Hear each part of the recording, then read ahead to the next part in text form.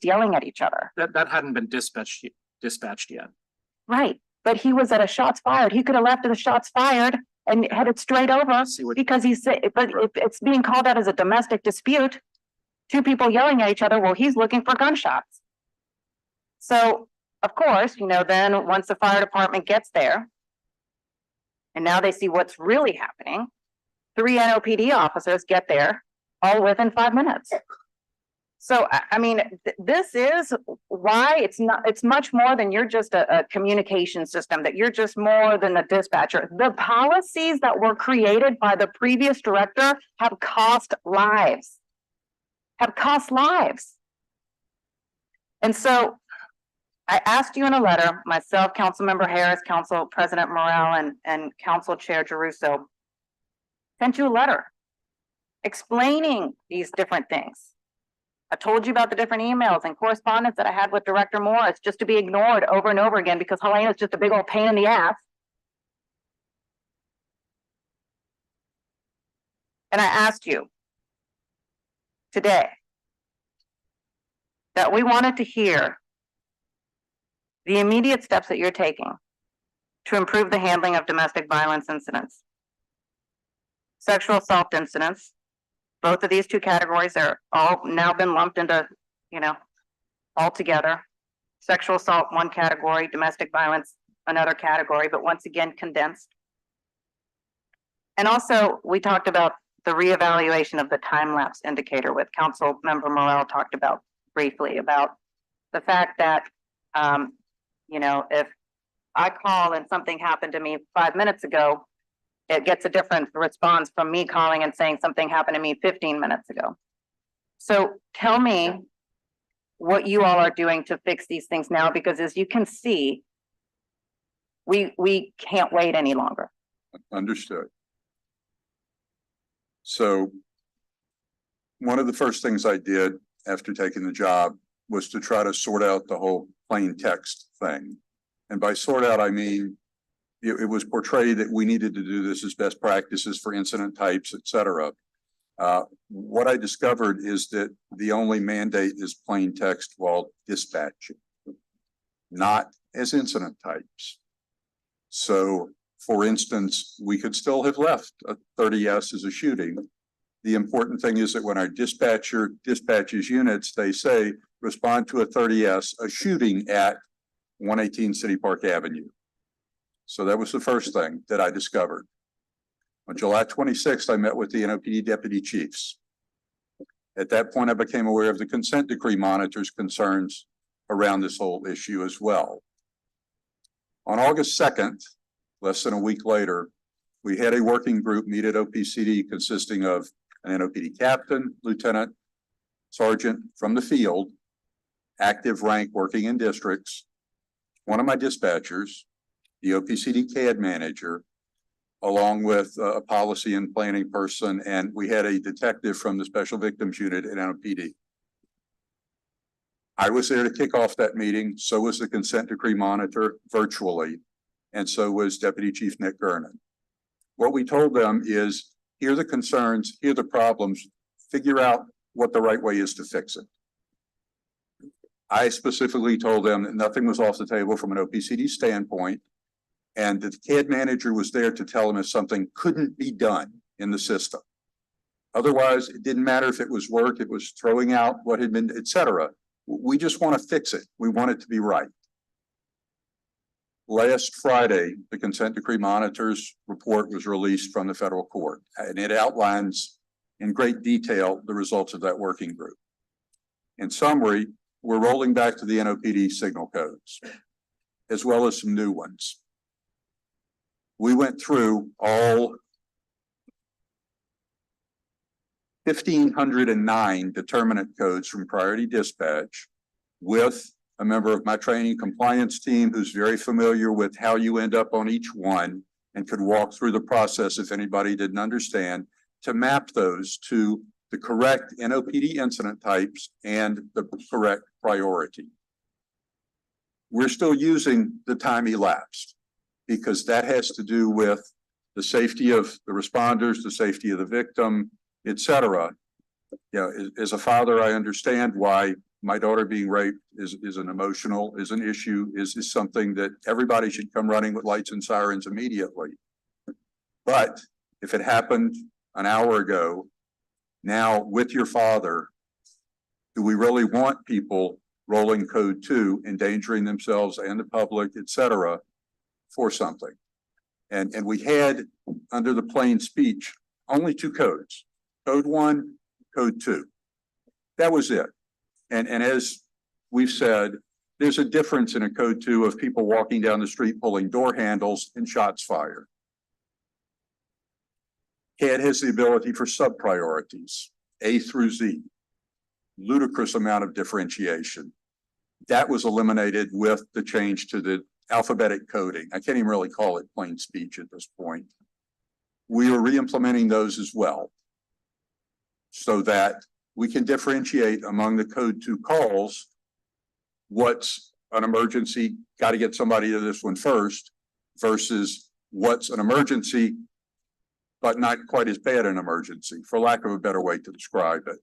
Or when you're talking about DV, when you're talking about sexual assault, excuse me, where maybe you're not seeing it as an emergency because it's an hour since that time, but it is a time to make sure that you have maybe a civilian employee from NOPD come and meet the victim and walk her through the steps that she needs to take to ensure that she gets to the right hospital and that she does the whole rape kit and exam and everything that is necessary to secure evidence and make sure that her well-being is okay. Yes, ma'am.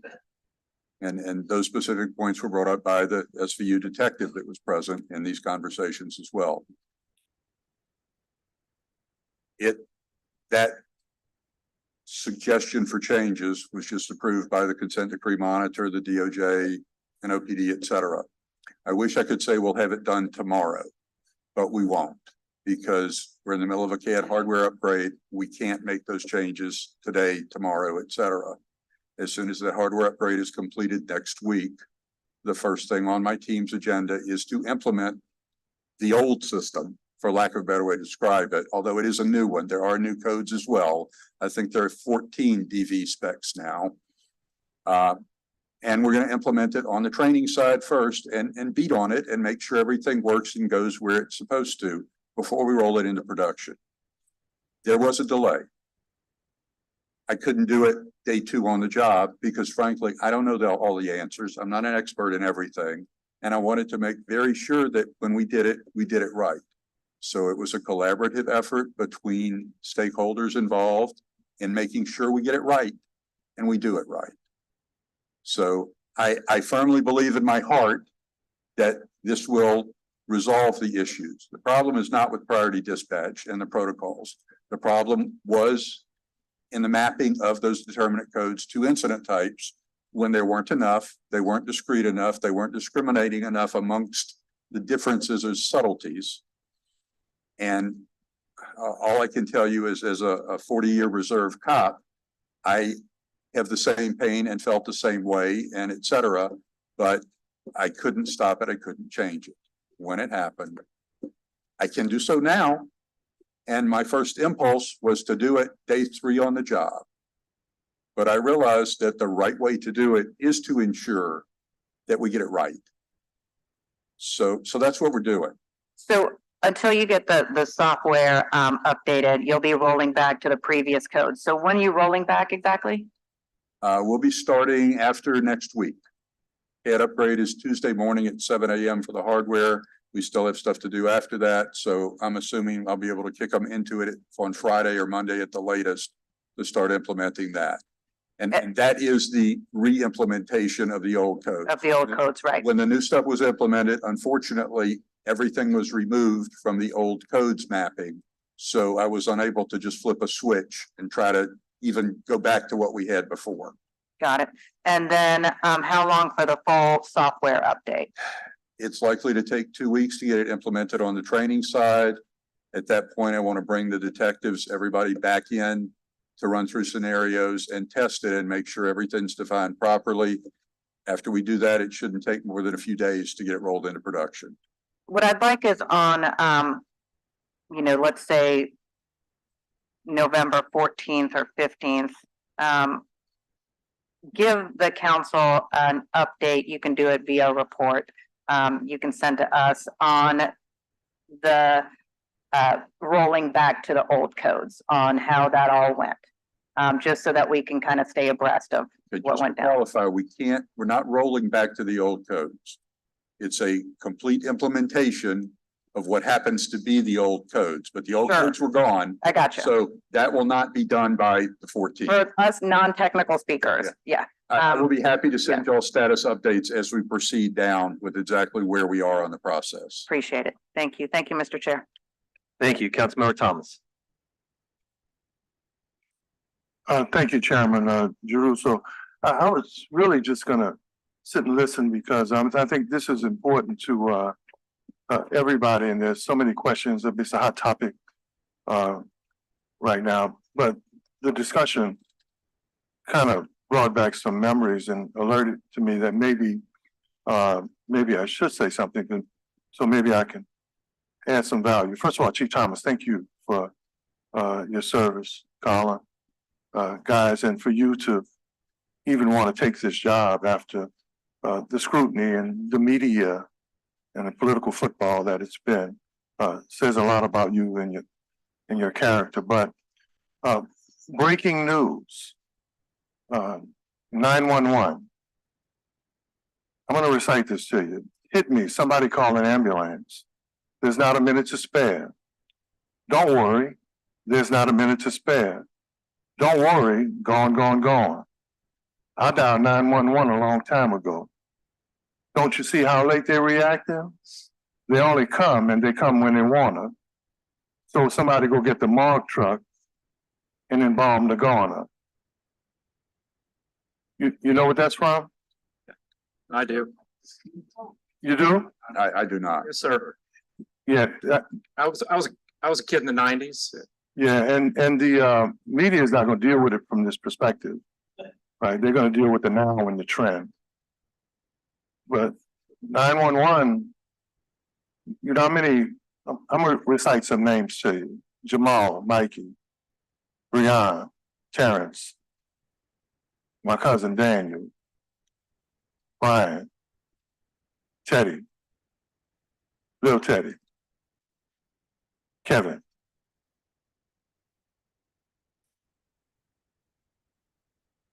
They didn't have a chance to have somebody come see him, a councilman. Chief Thomas, you know what happened to him. They bled out.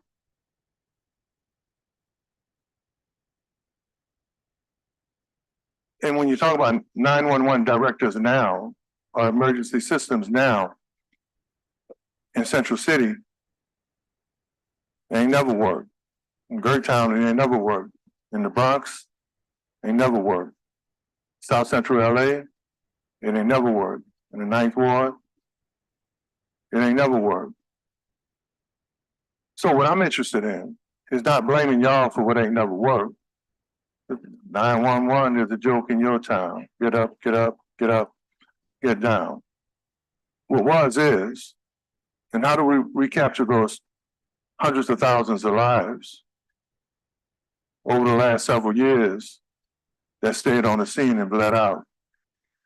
And if you remember when that song came out, Colin, and I know, JT, I know you know, it was about the disparity in call service, Central City versus the Lakefront, the Bronx versus Manhattan, Beverly Hills versus South Central.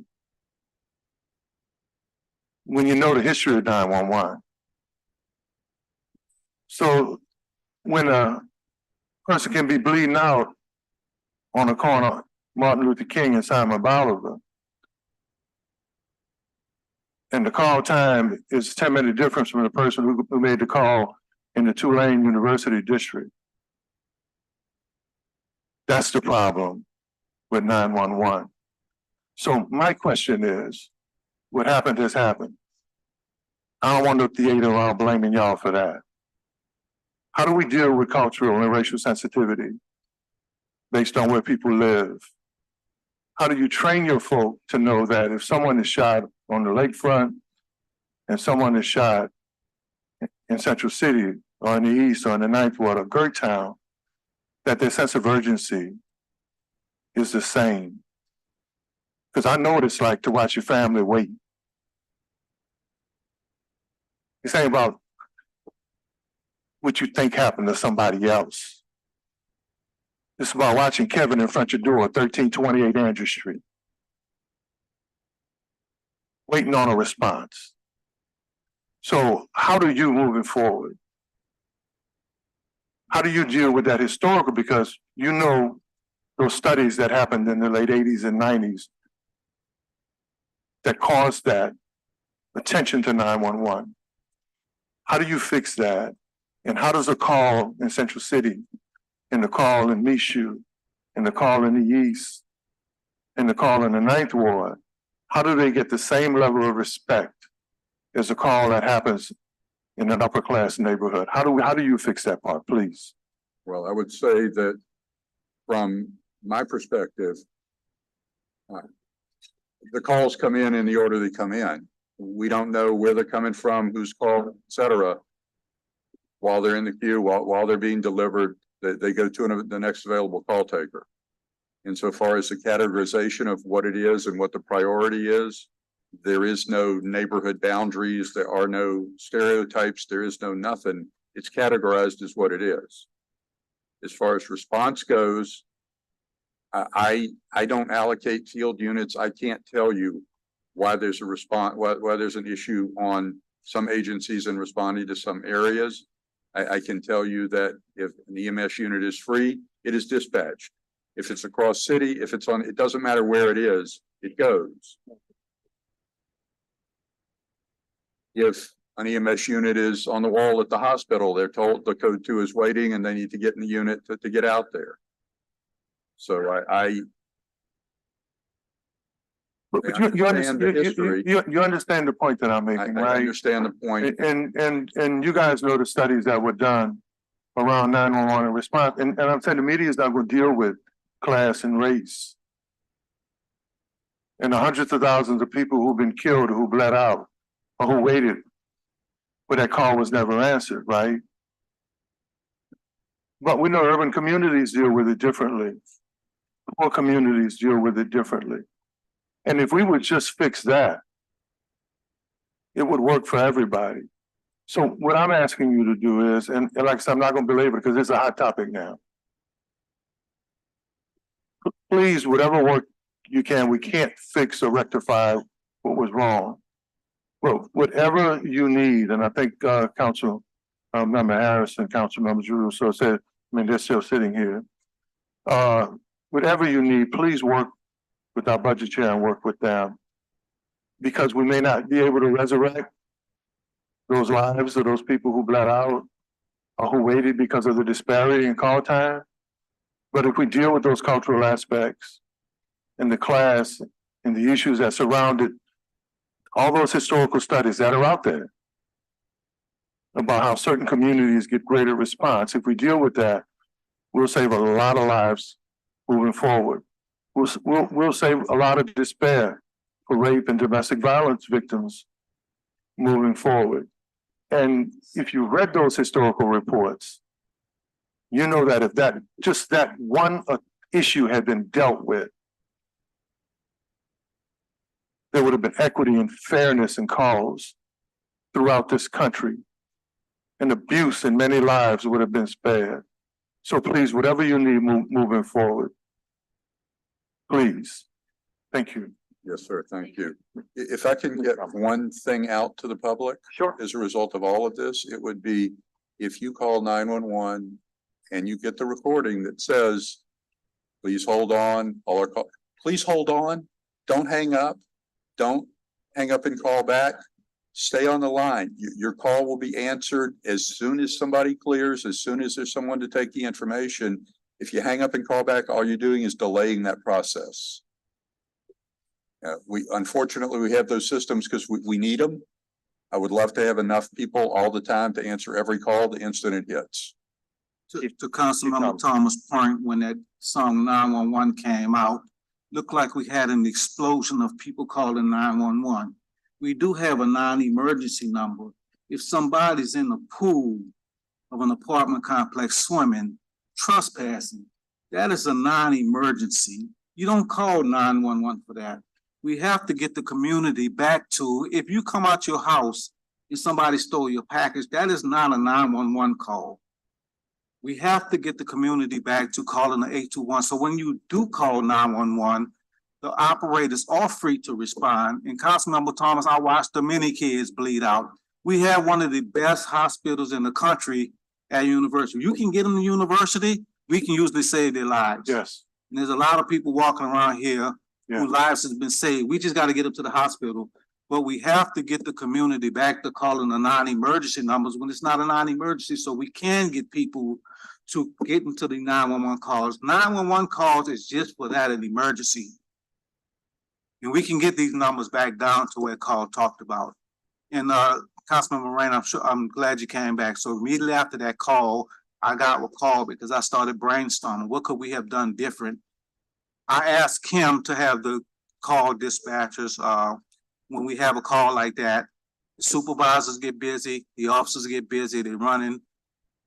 Every 2 minutes, they have 2 minutes to get the call out. Every 2 minutes or so, we're gonna call the supervisor and remind them that we have a code 2. So the call won't stay in the queue, that we would put it on the supervisor. Everybody is busy. So the dispatch is gonna call back to the supervisor, hey, look, we still have this call holding, so we can kind of close these gaps. It's all about getting the community and keeping the community safe. But if we could push that message out, that if it's a non-emergency, and I know it feels like an emergency when you walk out and you see a glass smash on your vehicle, but if nobody's around, call the non-emergency number, please, so we can clear up this 911. So just to wrap this up, man, and that's all I'm asking for, right? Yes, Is to have an understanding of the history of 911, especially how it affects urban communities. And please, let's have some training around racial, cultural, and gender sensitivity.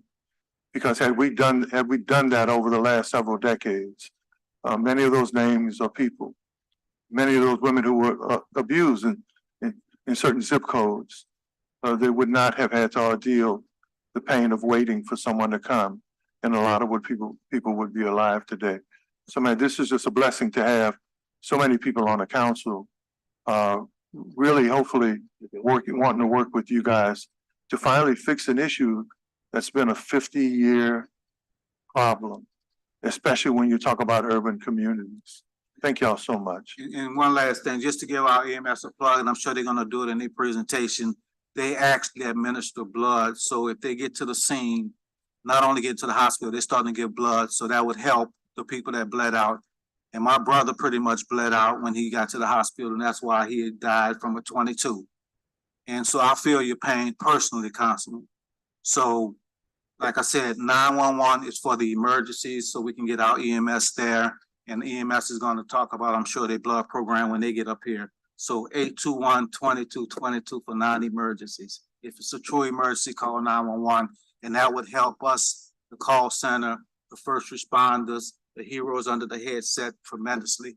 Thank y'all so much for this opportunity. And please, if there's anything else we can do to help this process along, I'm here as the board chair.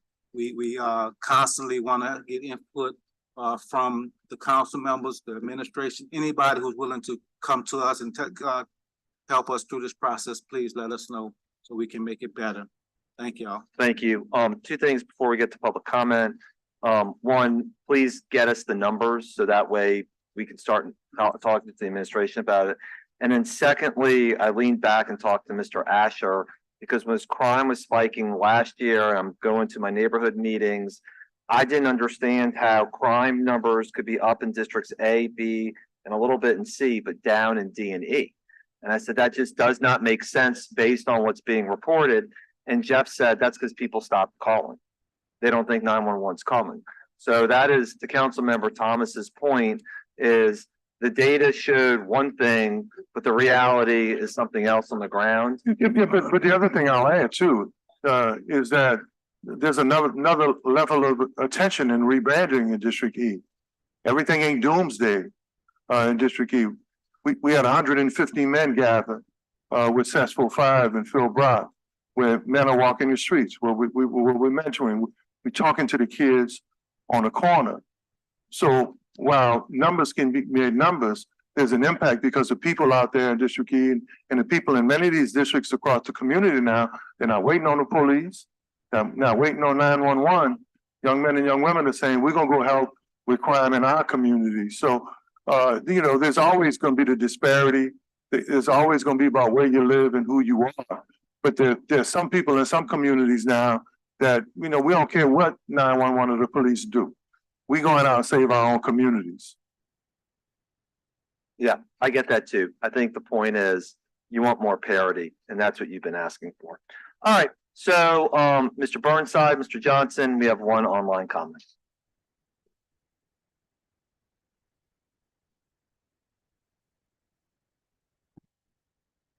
Michael Eric Burnside, 2215 Felicity. 2 minutes is not enough today, but I'm going to give it a shot. Any questions I ask are rhetorical, but they're not to be ignored.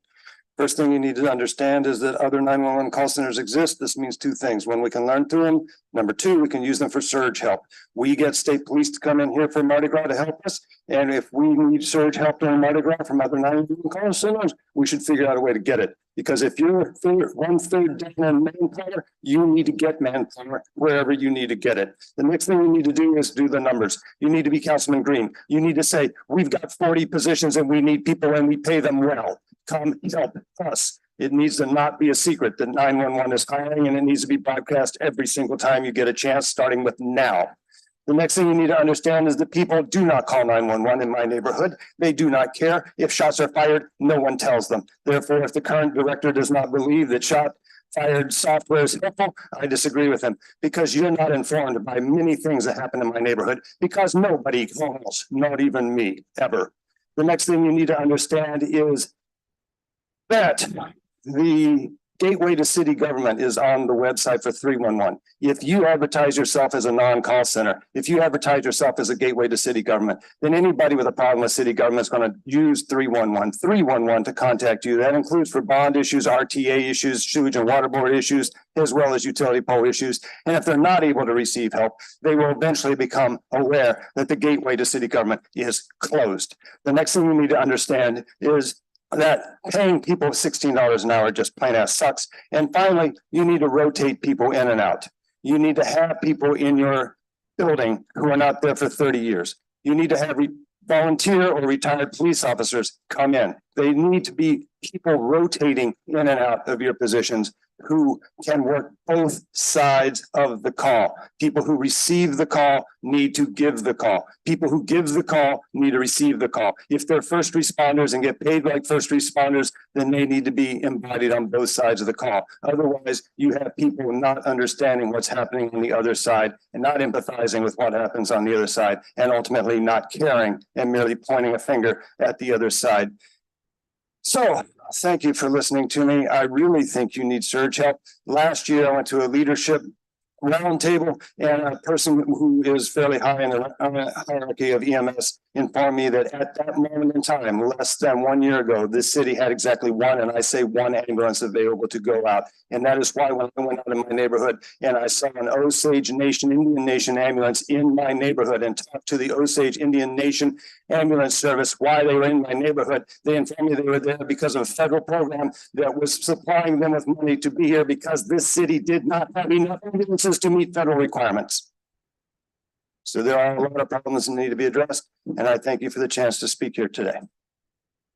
Thank you, Mr. Burnside. Mr. Johnson, Mr. Ballier, and then the one online comment.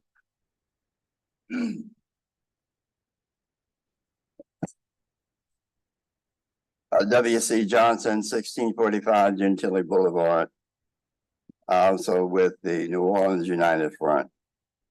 Budget hearings are interesting. They're interesting bits of information. One that resounds consistently in the fact that the taxpayers' money is being wasted. The call center for 911 has had a recent history of bad acting with bad actors. Council needs to secure consultants who check on the efficiency of the tax dollars being spent for real-time value. Every year, budget hearings are like fictional soap operas. Council needs to find a mechanism to ensure taxpayers' money gets the full value that it is being spent on. The board over 911 needs to know what their value and authority is. Boards need to exercise their oversight authority. And one of the reasons we have so many problems, especially when organizations have boards, is the board is not doing its job. Council, I ask you to ensure that these boards do their job in oversight. I think that would cut down quite a few of the problems that we tend to have with 911 Center and other organizations that have boards. Thank you. Thank you, Mr. Johnson. Mr. Polly. And then our online comment, and we appreciate y'all being here for so long. Thank you, Council. Gary Valier, 2262 Industry Street. There's a thing called the National Incident Management System that was federally mandated before Katrina. I think the October after Katrina, it was supposed to be in place. This city didn't have it in place. The local government couldn't speak to the state government. State and local government didn't have a clue about what the federal government was doing, and they damn sure didn't understand what the military was doing. I can tell you that I was a fire captain during that time, National Guard First Sergeant. I've been to National Firefighter Academy. I've been to all the FEMA stuff. I've been to, I rushed here from home to do this. I've been to Anderson, Alabama, to incident command classes. Did them in Baton Rouge at LSU Fire Emergency Training Academy. Adjunct instructor there. What we have here is best practices in play from experience here in New Orleans, and not to downplay you being a reserve police officer, you being a reserve police officer. We know what we know here in this city. You're not going to get best practices that's going to work to change things by implementing things that are only grown out of New Orleans. When 911 happened, I guess you guys remember how many firefighters volunteered to want to go to New York and how New York came here to help. In the incident command class that I took in Anderson, Center for Domestic Preparedness, Homeland Security is a thing. I'm a little nervous right now. I'm upset right now. Next to me was a guy sitting next to me. They had him stand up. When I talked to him, he presented himself as a poor kid from the Bronx that had went in the Marine Corps and worked at 911 in New York. When they stood this guy up, they said his name, Modesto Muñez. They said, this is the guy that single-handedly, I just happened to have a cigarette outside before we came in and took our seats, figured out what was wrong with the communications thing on the scene of the Twin Towers. Mo being a Marine radio operator, working in the 911 system in New York, calmed everybody down and said, this is what we need to do. Bring your radios. I'm gonna figure out how to get them all together so we can talk to each other. That fixed the communication problems on site. You need somebody like a Modesto Muñez that's gonna come in and tell you what work and what don't work.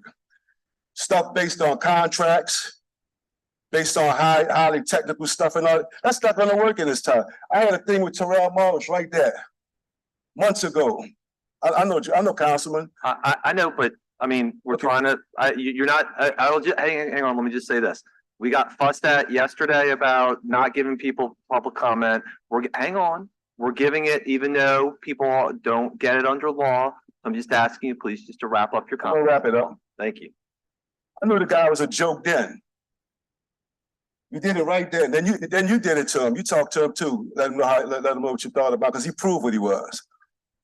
I don't want to see the same thing happen with the gentleman here. I don't see the board go through the same stuff. Cause we're not implementing best stuff. I think you ought to go to the community. Go to the police officers on the ground and actually use radios on the regular, not the people at headquarters. Talk to the firefighters, talk to the EMS personnel, talk to the EMS people who's been here before any of you guys were here. You got people who's been here for decades. The manual system for dispatch and fire. I told Terrell Morris, you give me 3 of the old fire alarm ladies that were on the job when I came on in '92, and he'll beat your CAD system dispatching. The lady that died on 17th Street near the fairgrounds took 8 minutes to get to her house. When I worked at Engine 21 on Paris Avenue, it would take us a minute and a half dispatch to get into the fairgrounds.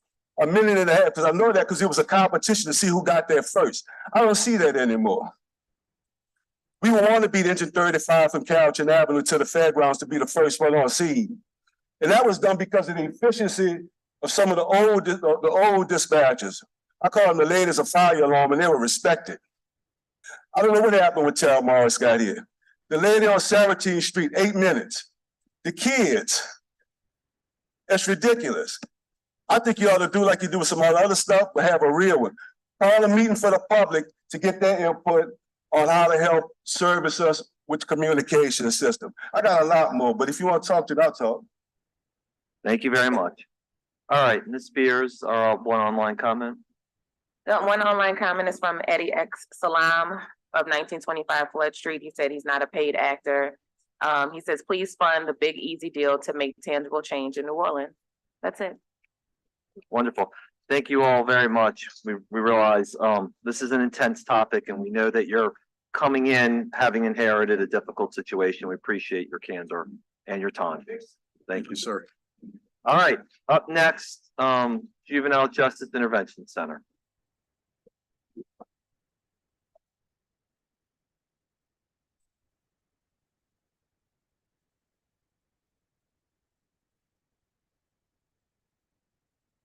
It's the.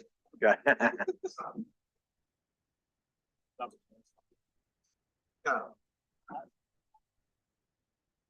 Good job.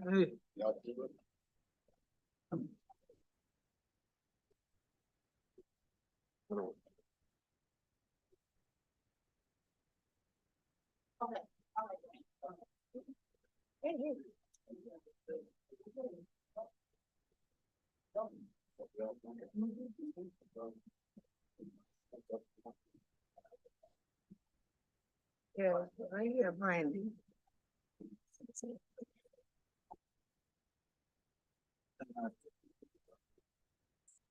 You see the thing on the Pelicans game? I didn't see it.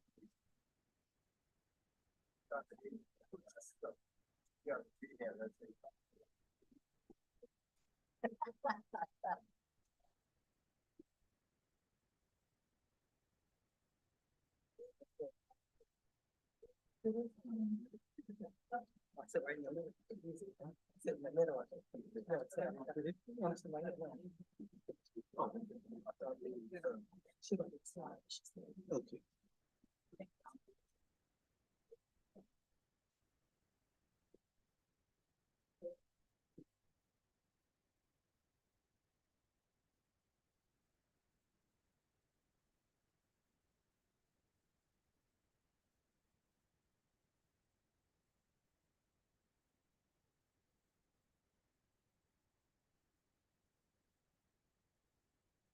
Mm-hmm.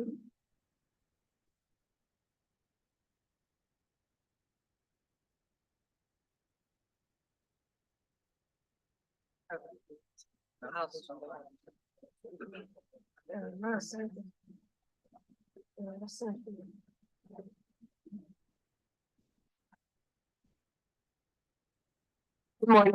I'm playing the part of Councilmember Jerusha right now. So Good you morning, can Council. start. Good morning. I'm Ms. Williams. I'm the Executive Director of the Juvenile Justice Intervention Center.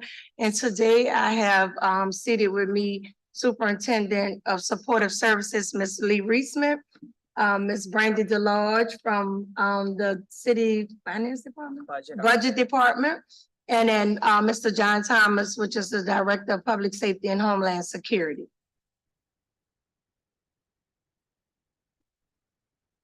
So we'll discuss our progress on our 2023 departmental goals. We'll give our department goals for 2024, a personnel overview, a 2023 budget summary, and a 2024 proposed budget.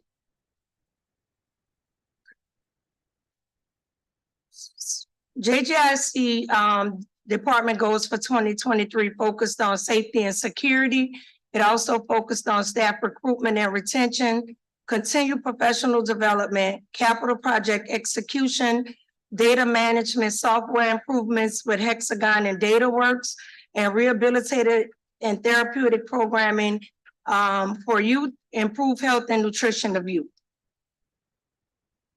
In 2023, for safety and security, JGIC completed successfully its goals on safety and security.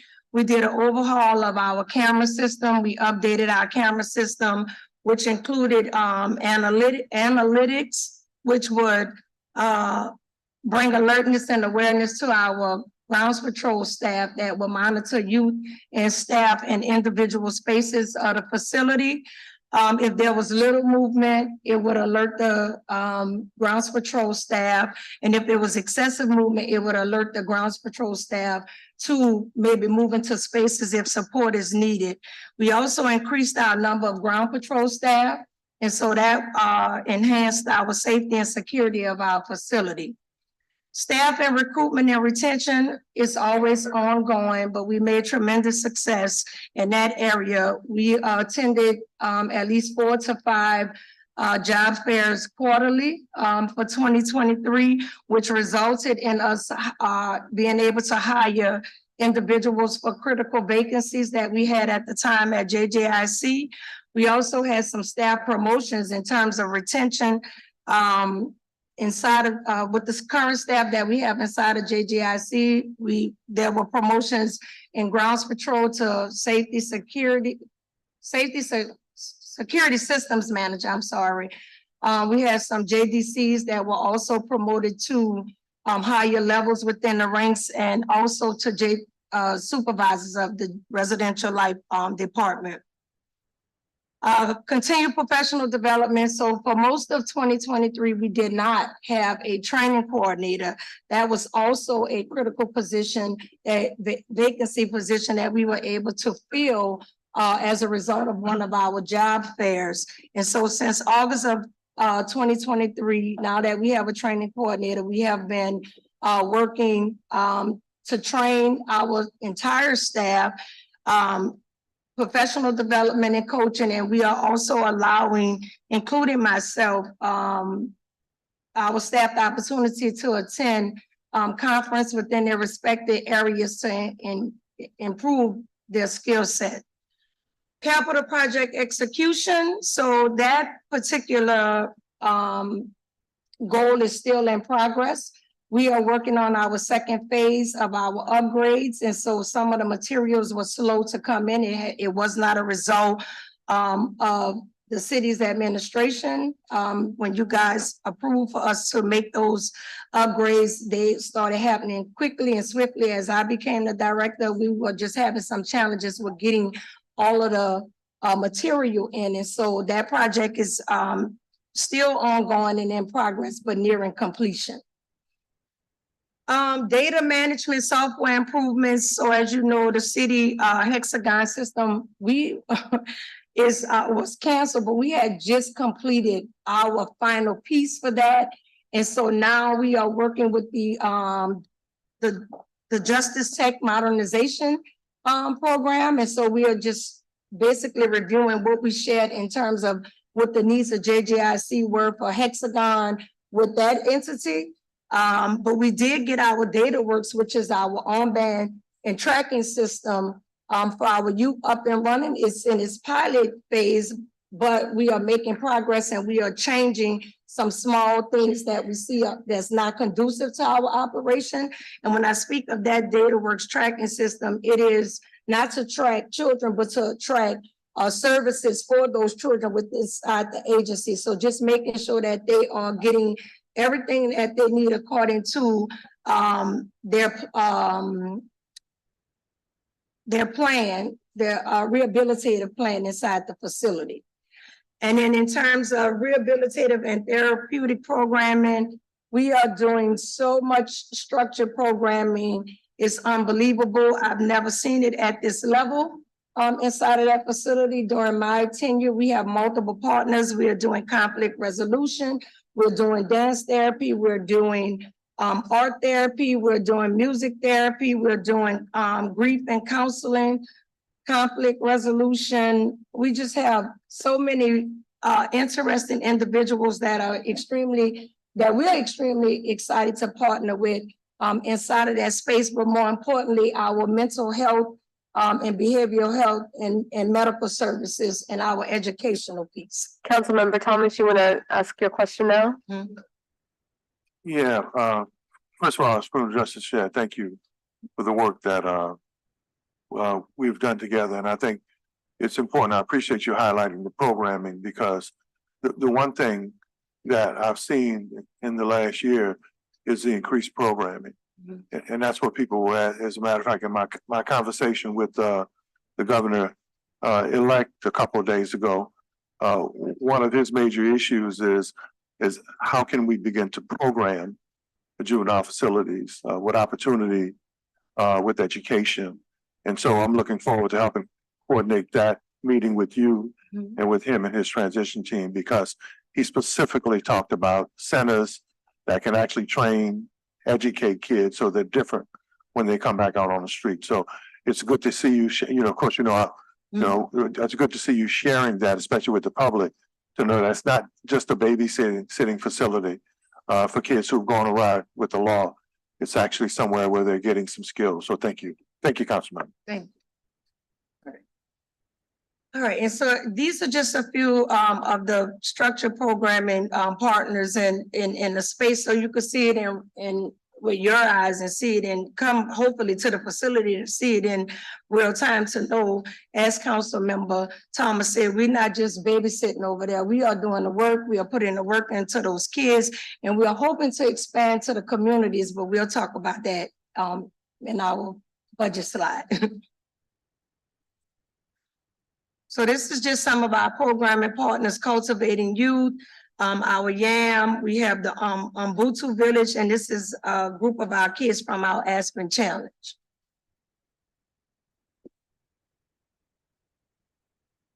So our 2024 goals, we decided to go with the same goals, although we have made success in 3 areas and we are in progress in 3 other areas. I think it's important to continue to strengthen the areas where we have made the success. So in safety and security, we would like to strengthen in those areas so we can have a solid foundation and not just move on to new goals until we are 100% sure that we have mastered the goals that we set forward in 2023. Staff recruitment and retention, I think, is important. It is my goal to have every vacancy that I have filled. And so this is my pitch. We are still actively hiring, and we take walk-ins Monday, Wednesdays, and Fridays.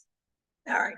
And then continue professional development, just working with each and every department so they can make sure that they are up to date on best practices in their respective areas. Seeing my capital projects all the way to the finish line, although they're still in progress, I would like to make sure that we see them all the way to the finish line.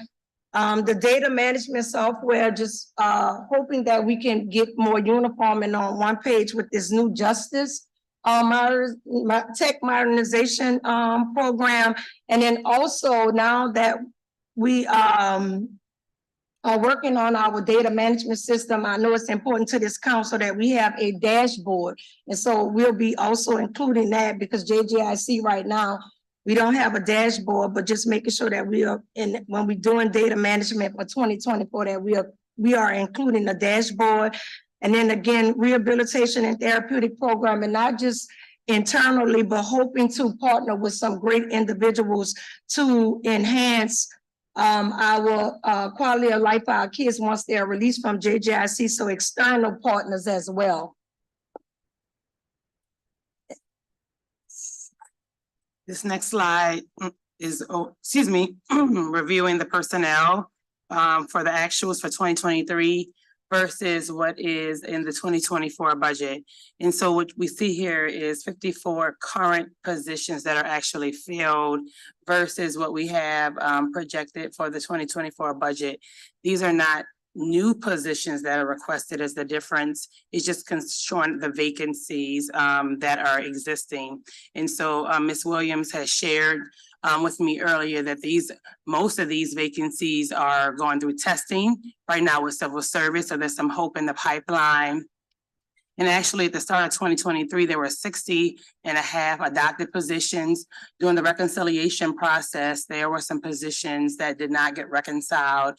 And the administration is going to be committed to working with a Juvenile Justice Intervention Center to make sure that those positions are going to be staffed up as well. They're going through some changes in their administration office to ensure they have the right fiscal staffing. So there were some changes and reclassification. So some of those positions did not get brought over here in that process. So we see some differences here. That's the only changes. The next slide highlights their personnel and other operating. One of the biggest differences we'll see here is an ordinance that came before you all yesterday for the $600,000. And that was spearheaded by a switch from Councilmember Oliver Thomas's office, is moving that money over to Juvenile Justice's office for New Orleans East Criminal Justice work. And you can speak a little bit about that. And so this is where I talk about the external partners, not just doing the work inside of JGIC. We've seen a tremendous turnaround inside of JGIC in terms of our kids, and the majority of our kids are from the New Orleans East area, District E. And so we are working to get to lay the foundation and the groundwork right now to meet with people in that community to see how we can extend a program similar to programs, plural, similar to some of the programs that we have in JGIC in those communities, because those kids are returning back to District E and other districts where we still need ongoing conflict resolution. I would say it's because of the conflict resolution piece that we have inside of JGIC, our critical and major incidents have seen a tremendous reduction. We're starting to see it work. Huh? Starting to see it work. Yeah, we're starting to see the work, and I am hopeful that if we can establish these relationships in the communities, we'll start to see a change and a shift in the communities in terms of issues surrounding juveniles.